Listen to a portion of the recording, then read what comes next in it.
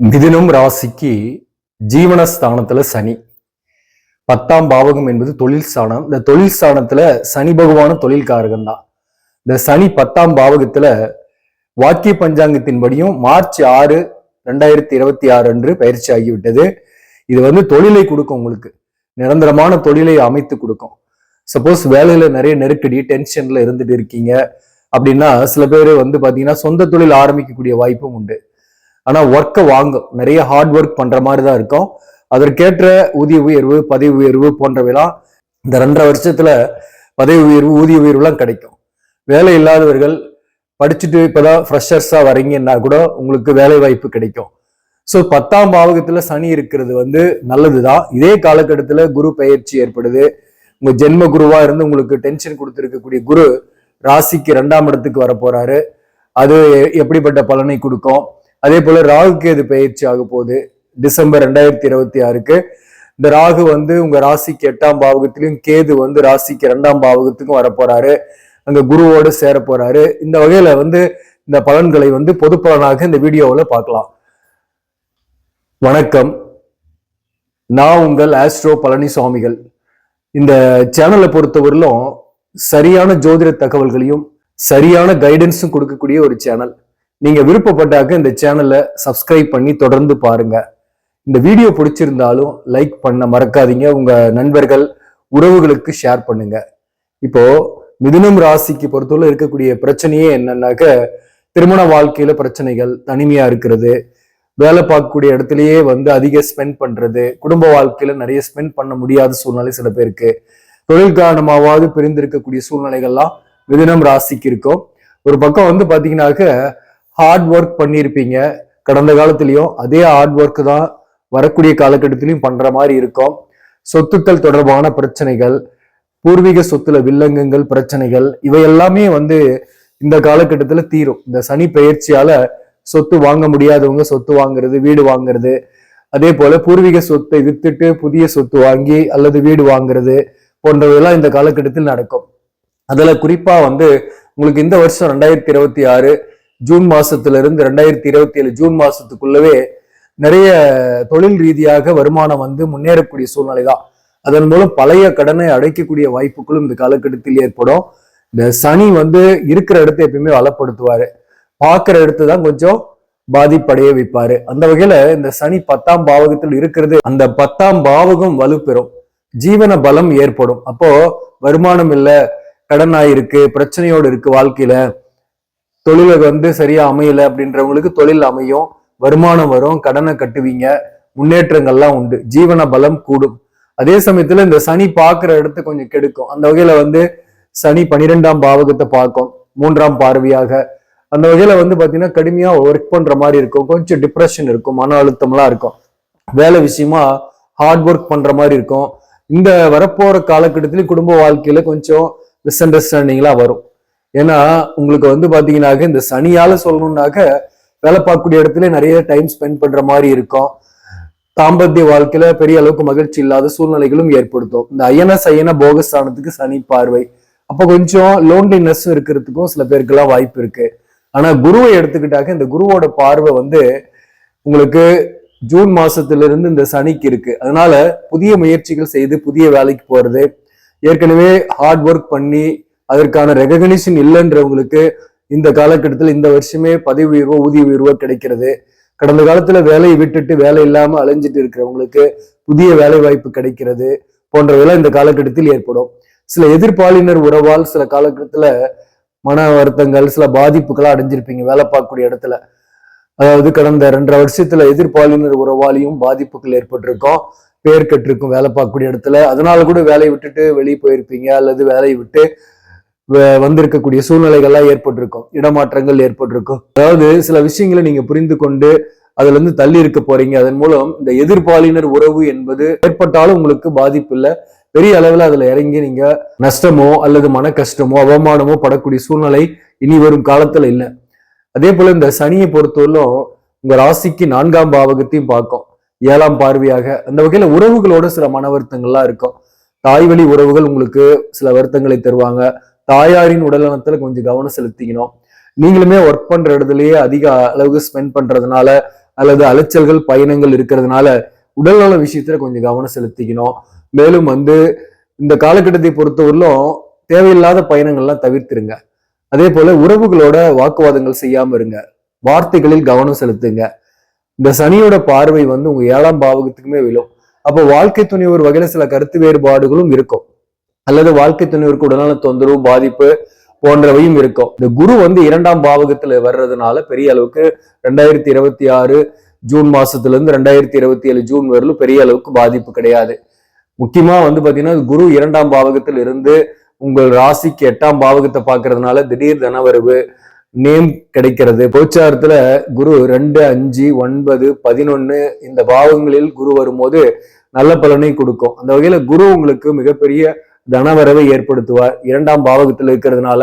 அதே போல 7க்குரியவன் 2ஆம் பாவகத்துல உச்சமாகிறதுனால திருமணம் ஆகாதவர்களுக்கு திருமணம் ஆகும்.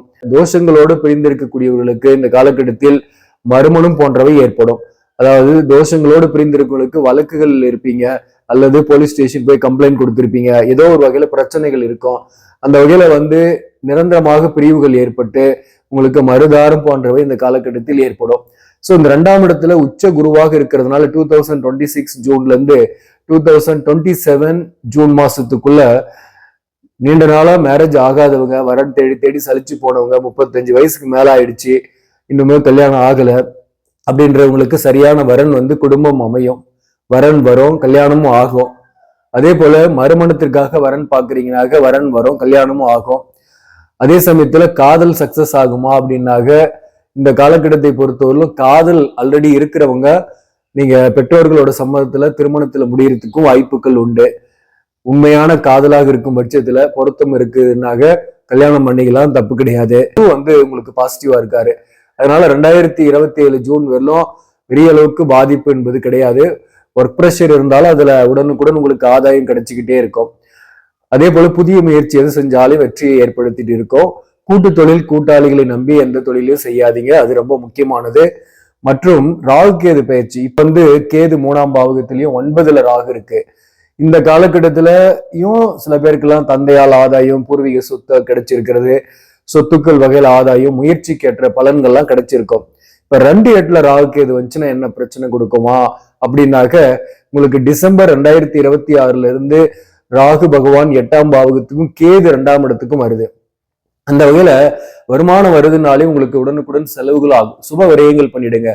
வீடு மாத்துறது, வீடு கட்டுறது, வாகனம் மாற்றம், அதே போல பிள்ளைகளின் படிப்பு செலவுக்கு செலவு பண்றது, இந்த மாதிரி சுப விரயங்கள் கண்டினியூவா வரும். 2ஆம் பாவகத்துல கேதுவும் குருவும் சேரும் போது எவ்வளவு பணம் வந்தாலும் செலவாகிற மாதிரியே இருக்கு அப்படின்ட்டு 2027 ஜனவரில இருந்து இருக்கும்.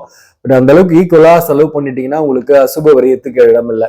அதாவது உடல்நல பாதிப்பு, அதற்கு மருத்துவ செலவு பண்றது போன்றவை, தாயாரின் உடல்நலத்துக்கு பாதிப்பு மருத்துவ செலவு, அல்லது மனைவி அல்லது கணவரின் உடல்நல பாதிப்பு மருத்துவ செலவு போன்றவற்றிற்கு வழி இல்லாமல் போகணும்னாக்க நீங்க கொஞ்சம் தான தர்மம் செஞ்சிடணும், சுப விரயங்கள் பண்ணணும். தான தர்மம்ன்றது பாதிக்கப்பட்டவர்கள், வறியவர்கள், நோயாளிகள், மாற்றுத்திறனாளிகள் இவங்களுக்கு செருப்பு தானம், அன்னதானம், ஆடை தானம் இதெல்லாம் செய்யலாம். நீங்க சனிக்கிழமையில அவ்வப்போது செய்யலாம். காசு இருக்கும்போது கொஞ்சம் செஞ்சுட்டு வாங்க. விநாயகர் வழிபாடு செய்யுங்க. மாசான சம்பளம் வாங்கினா ஒரு 100-200 விநாயகர் கோயில் உண்டியல்ல போட்டு வாங்க. அன்றைக்கு சம்பளம் வாங்குற அன்னைக்கு ஏதாவது யாருக்காவது ஒரு 2 பேருக்கு சாப்பாடு வாங்கி கொடுங்க, நல்லா இருக்கும். அசுப விரயங்கள் அந்த மாதத்துல வராம இருக்கும். நீங்களும் மேலும் மேலும் உயரக்கூடிய வாய்ப்புகள் ஏற்படும். இப்ப பாத்தீங்கன்னாக்க இந்த சனி 10ஆம் பாவகத்தில் இருக்கனால முக்கியமான அட்வைஸ் என்னன்னாக்க, அதாவது கொஞ்சம் கோவப்பட்டு வார்த்தைகளை விடக்கூடாது வாழ்க்கை துணைவர்கிட்ட, அல்லது வாழ்க்கை துணைவரோட கருத்து வேறுபாடு, வாழ்க்கை துணைவரின் குடும்ப வகையில சில பிரச்சனைகளும் இந்த காலகட்டத்தில் வரும்.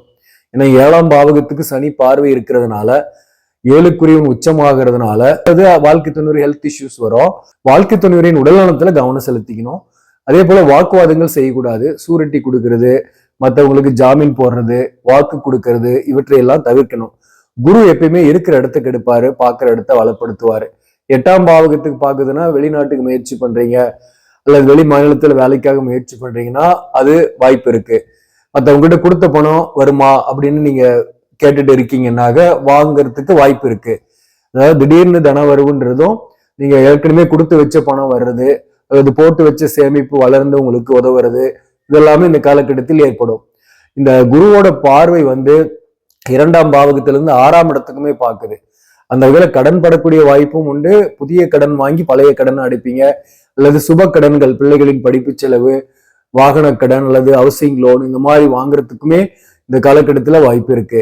இந்த குருவோட பார்வை 10ஆம் பாவகத்துக்கு பார்க்கறதுனால தொழில் கடன் ஏற்படக்கூடிய வாய்ப்பும் உண்டு. ஒரு சிறு தொழில் செய்யக்கூடியவங்க கூட இந்த தொழிலை விரிவுபடுத்தி ஒரு பெரும் தொழிலா மாத்துறதுக்கு வாய்ப்பு இருக்கு. சில பேர் கடன் வாங்கி இத்தனை நாளா வேலையில முன்னேற்றம் இல்லை என்று வேலை இல்லாமல் இருக்கிறவங்க புதிய தொழில், அதாவது சொந்த தொழில் ஆரம்பிக்கிறதுக்கும் இந்த காலகட்டத்தில் வாய்ப்பு உண்டு.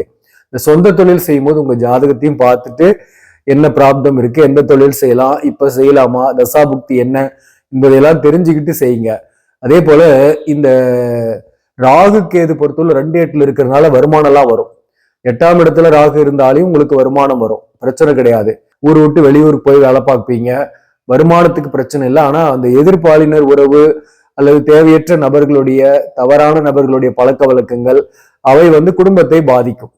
அதனால எதிர்பாலினர் உறவு அல்லது தவறான பழக்க வழக்கங்கள், தவறான நண்பர்களுடைய தொடர்பு, இவற்றால் சில பாதிப்புகள் இந்த காலகட்டத்தில் ஏற்படும். அது குடும்ப வாழ்க்கையில ஷேக் பண்ணோம், சற்று பிரிந்திருக்கக்கூடிய சூழ்நிலைகள்லாம் அந்த மாதிரி உறவுகளுக்கு போறவங்களுக்கு ஏற்படும். கணவன் மனைவியா இருக்கக்கூடியவர்களுக்கு வேற ஒரு உறவு வருதுன்னா அதனால பிரச்சனைகள் வர்றதுக்கும் வாய்ப்புகள் உண்டு. அதே சமயத்துல கல்யாணம் ஆகாதவங்களுக்கு அல்லது தனிமையா இருக்கிறவங்களுக்கு ஒரு உறவு வருதுன்னா அது திருமணத்துல முடியறதுக்கான வாய்ப்பும் இந்த காலகட்டத்தில் உண்டு. இப்போ பாத்தீங்கன்னாக்க படிக்கக்கூடிய மாணவர்களை பொறுத்தவரையிலும் இந்த காலகட்டத்துல சிறப்பாகவே படிப்பீங்க, முன்னேற்றங்கள் உண்டு. தொலைதூரத்துல அல்லது வெளிநாட்டுல போய் கூட உயர்கல்வி படிக்கக்கூடிய வாய்ப்புகள் வரும். எழுதக்கூடிய தேர்வுகளில் நல்ல மதிப்பெண் வாங்கக்கூடிய வாய்ப்பும் உண்டு. நீட் போன்ற எக்ஸாமுக்காக ப்ரிப்பேர் பண்றவங்க உங்க ஜாதகத்துல மருத்துவம் படிக்கிறதுக்கான யோகம் இருக்குன்னாக கண்டிப்பாக கிடைக்கும். மொத்தத்துல இந்த சனி பயிற்சி கலவையான பலன்களை கொடுத்தாலும் மேக்சிமம் நல்ல பலனையே கொடுக்கறதுக்கு வாய்ப்புகள் உண்டு. ஏன்னா இந்த குருவை பொறுத்தவரையிலும் 2ஆம் பாவகத்தில் இருக்கிறதுனால மேக்சிமம் நல்ல பலன் வரும். 2026 ஜூன்ல இருந்து 2027 ஜூன் வரலும் பெரிய அளவுக்கு பாதிப்பு இல்லை. ஆனா அதற்கு பிறகு இந்த சனி வாக்கிய பஞ்சாங்கத்தின்படி 2028 ஏப்ரல் வரலும் இருக்கும். அதே போல இந்த ராகு கேது பொறுத்தவரை 2028 மே மாசம் முடிகிற வரலுமே இருக்கும். ஸோ அந்த வகையில பார்க்கும்போது ஏறத்தாழ 2028 ஜூன் மாசம் வரலும் கணக்கு எடுத்துக்கிட்டாக உங்களுக்கு 2027 ஜூன்ல இருந்து 2028 ஜூன் மாசம் வரலும் கொஞ்சம் எச்சரிக்கையா இருக்கணும், வார்த்தைகளை கவனம் செலுத்தணும். அப்பதான் கொஞ்சம் கணவன் மனைவிக்குள்ள கொஞ்சம் மிஸ் அண்டர்ஸ்டாண்டிங்லாம் நிறையவே வரும். அந்த நேரத்துல மட்டும்தான் வாக்குவாதங்கள் செய்யாம இருக்கணும். ஆல்ரெடி வழக்கு போன்றவற்றெல்லாம் இருக்கிறவங்களுக்கு எல்லாம் முடிவு கிடைச்சிரும். 2026 இருந்து 7 ஜூன் வரலும் உங்களுக்கு நல்லா தான் இருக்கு, பிரச்சனை கிடையாது, முன்னேற்றங்கள் ஏற்படும். நன்றி, வணக்கம்.